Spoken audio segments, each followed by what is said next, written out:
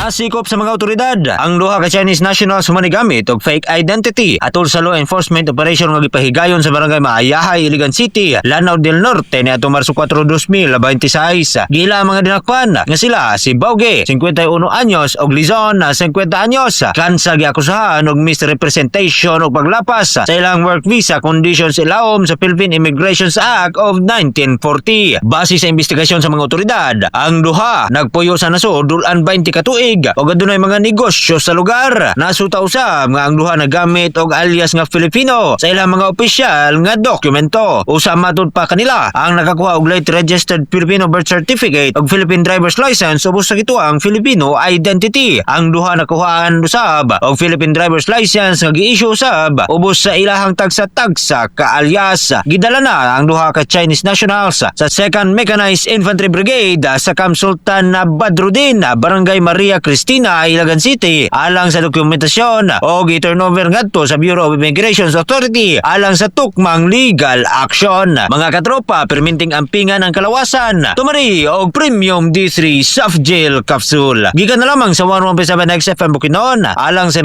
Pilipino para sa Pilipinas, katropang Christian Bakyugon, XFM News.